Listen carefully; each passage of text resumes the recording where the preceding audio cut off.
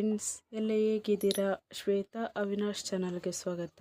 ಇವತ್ತು ಸೂಪರ್ ಆಗಿರೋ ಹೆಸರುಬೇಳೆ ಮೆಂತ್ಯ ಸೊಪ್ಪಿನ ದಾಲ್ ಮಾಡ್ತಾ ಇದ್ದೀನಿ. ತುಂಬ ಟೇಸ್ಟಿಯಾಗಿ ತುಂಬಾ ಚೆನ್ನಾಗಿರುತ್ತೆ. ರೈಸ್ ಜೊತೆಗೆ ಪೂರಿ, ದೋಸೆ, ರೊಟ್ಟಿ, ಚಪಾತಿಗೆ ಕಾಂಬಿನೇಷನ್ ಯಾವುದಕ್ಕಾದರೂ ಚೆನ್ನಾಗಿರುತ್ತೆ. ತುಂಬಾ ಟೇಸ್ಟಿಯಾಗಿರುತ್ತೆ. ಬನ್ನಿ ಫ್ರೆಂಡ್ಸ್, ಹೇಗೆ ಮಾಡೋದು ನೋಡ್ಕೊಂಬರೋಣ. ಫಸ್ಟು ಕಡಾಯಿ ಬಿಸಿಗೆ ಇಟ್ಕೊಂಡಿನಿ. ಸ್ವಲ್ಪ ಒಗ್ಗರಣೆಗೆ ಎಣ್ಣೆ ಹಾಕ್ಕೊಂಡು ಅದಕ್ಕೆ ಒಂದು ಸ್ವಲ್ಪ ತುಪ್ಪ ಹಾಕ್ತಾಯಿದ್ದೀನಿ. ತುಪ್ಪ ಹಾಕೋದ್ರಿಂದ ಟೇಸ್ಟ್ ಚೆನ್ನಾಗಿರುತ್ತೆ. ಮೆಂತ್ಯ ಸೊಪ್ಪಿನ ದಾಲಿಗೆ ತುಪ್ಪ ಹಾಕೋದ್ರಿಂದ ಟೇಸ್ಟ್ ಡಬಲ್ ಆಗುತ್ತೆ. ಸಾಸಿವೆ ಜೀರಿಗೆ ಹಾಕ್ಕೊಂಡು ಚಟಪಟ ಆದಮೇಲೆ ಜಜ್ಜಿಟ್ಕೊಂಡಿರೋ ಬೆಳ್ಳುಳ್ಳಿ ಹಾಕ್ಕೊಂಡಿನಿ. ಒಂದು ಅರ್ಧ ಈರುಳ್ಳಿ ಹಾಕ್ಕೊಂಡಿನಿ. ಸ್ವಲ್ಪ ಕರಿಬೇವು, ಸ್ವಲ್ಪ ಬಾಡಿಸ್ಕೋಬೇಕು. ನೀವು ನಿಮ್ಮ ಮನೆಯಲ್ಲೂ ಟ್ರೈ ಮಾಡಿ ಫ್ರೆಂಡ್ಸ್, ತುಂಬಾ ಚೆನ್ನಾಗಿರುತ್ತೆ. ಒಂದು ದೊಡ್ಡ ಟೊಮೊಟೊ ಹಾಕ್ಕೊಂಡಿನಿ.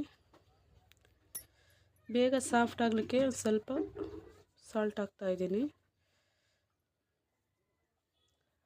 ಮಿಕ್ಸ್ ಮಾಡ್ಕೋಬೇಕು. ಈಗ ನೋಡಿ ಫ್ರೆಂಡ್ಸ್, ಇಷ್ಟೆಲ್ಲ ಆಗಿದೆ, ಇಷ್ಟು ಬಾಡಿದೆ, ಇಷ್ಟಾದರೆ ಸಾಕಾಗುತ್ತೆ. ಈಗ ಒಂದು ಕಟ್ಟು ಮೆಂತ್ಯ ಸೊಪ್ಪು ತಗೊಂಡಿನಿ. ಅದರಲ್ಲಿ ಕ್ಲೀನ್ ಮಾಡಿ ನೀಟಾಗಿ ತೊಳೆದು ಹೆಚ್ಕೊಂಡು ಈ ಥರ ಚಿಕ್ಕ ಚಿಕ್ಕದಾಗಿ ಕಟ್ ಮಾಡ್ಕೊಂಡಿನಿ ಸಣ್ಣದಾಗಿ. ಈ ಸೊಪ್ಪು ಹಸಿ ಸ್ಮೆಲ್ಲೆಲ್ಲ ಹೋಗಿದೆ. ಈಗ ಹೆಸರುಬೇಳೆ ಕಲರಿಗೆ ಒಂದು ಸ್ವಲ್ಪ ಅರಿಶಿನ ಪುಡಿ, 2 ಟೊಮೊಟೊ ಹಾಕ್ಕೊಂಡು 2 ವಿಸಲ್ ಹಾಕ್ಕೊಂಡಿನಿ. ವಿಡಿಯೋ ಲಾಂಗ್ ಆಗುತ್ತೆ ಅಂತೇಳಿ ನಾನು ಈ ಥರ ಮಾಡ್ಕೊಂಡಿನಿ. ಕುಕ್ಕರಲ್ಲಿ ವಿಸಲ್ ಹೊಡೆಸ್ಕೊಂಡಿನಿ, ತೋರಿಸ್ಲಿಲ್ಲ.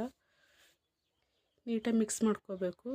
ನಿಮಗೆ ಪೂರಿ ಜೊತೆಗೆ, ದೋಸೆ ಜೊತೆಗೆ, ಚಪಾತಿಗೆ, ರೊಟ್ಟಿ ಜೊತೆಗೆ ಮಾಡ್ಕೊಳೋದಾದರೆ ಈ ಥರ ತಿಕ್ನೆಸ್ ಇದ್ದರೆ ಸಾಕಾಗುತ್ತೆ. ನೀವು ರೈಸ್ ಜೊತೆ ಮಾಡ್ಕೊಳೋದಾದರೆ ಈ ಥರ ಸ್ವಲ್ಪ ನೀರು ಸ್ವಲ್ಪ ಜಾಸ್ತಿ ಹಾಕಿ ತಿಕ್ನೆಸ್ ಮಾಡ್ಕೊಳ್ಳಿ. ಇದಕ್ಕೆ ಗರಂ ಮಸಾಲೆ ಆಗಲಿ, ಶುಂಠಿ ಬೆಳ್ಳುಳ್ಳಿ ಪೇಸ್ಟೇ ಆಗಲಿ ಯಾವುದೂ ಸಹ ಹಾಕ್ತಾಯಿಲ್ಲ. ಮಾಡೋದ್ರಿಂದ ಅದು ಆ ಟೇಸ್ಟ್ ಚೇಂಜ್ ಇರುತ್ತೆ. ಈ ಥರ ಮಾಡೋದ್ರಿಂದ ಟೇಸ್ಟ್ ಸೂಪರಾಗಿರುತ್ತೆ.